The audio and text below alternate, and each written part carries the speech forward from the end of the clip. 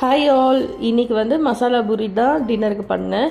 So எப்படி பண்ணுறதுன்னு பார்க்கலாமா? இனிஷியலாக வெங்காயம், தக்காளி, பச்சை மிளகாய் இது எல்லாத்தையும் குட்டி குட்டியாக கட் பண்ணி வச்சுக்கணும். அண்டு இது வந்து என் பையனுக்கு வந்து கொஞ்சோண்டு சப்பாத்தி மட்டும் பிசைஞ்சு வச்சேன். அண்டு ஃபஸ்ட்டு எண்ணெய் ஊற்றிட்டு மசாலா பூரி நம்மளுக்கு கடையிலே ரெடிமேடாக கிடைக்கும். ஸோ அதை வந்து நம்ம பொரித்து வச்சுக்கலாம் ஆயிலில். நெக்ஸ்ட்டு வந்து பச்சை மிளகா, வெங்காயம் நல்லா சாட்டே பண்ணணும். பூரிலாம் பர்ஃபெக்டாக இருக்கணும்னு இல்லை, நம்ம ஜஸ்ட்டு அதை பொடிச்சு தான் போட போகிறோம். ஸோ எப்படி இருந்தாலும் ஓகே தான்.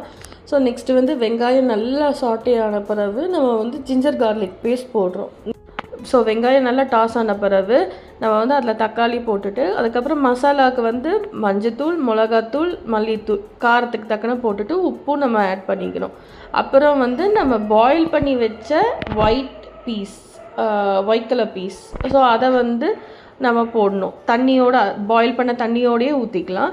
அதுக்கு மேலே நம்மளுக்கு தண்ணி வேணும்னா ஊற்றிக்கோங்க. அண்ட் இதில் வந்து கொஞ்சம் நம்ம டேஸ்ட்டை வந்து பேலன்ஸ் பண்ணுறதுக்கு லைட்டாக ப்ரௌன் சுகர் ஆட் பண்ணேன். ஃபைனலாக கொத்தமல்லி போட்டுட்டு இறக்கிடலாம். ஸோ இதை வந்து எப்படி அரேஞ்ச் பண்ணணுன்னா, நம்ம ப்ரிப்பேர் பண்ண பூரியை ஒரு ப்ரௌனில் க்ரஷ் பண்ணி போட்டுட்டு அதுக்கு மேலே இந்த கிரேவி அண்ட் அதுக்கு மேலே வந்து பச்சை வெங்காயம் சாப் பண்ணது அண்ட் கொத்தமல்லி போட்டுட்டு நம்ம வந்து சர்வ் பண்ணிடலாம். என் பையனுக்கு வந்து சப்பாத்தி சுட்டு கொடுத்துட்டேன். நைட்டு ஒரு ட்ரை போனோம். ஸோ பாபும் ட்ரை பண்ணேன். See you next video. Bye bye.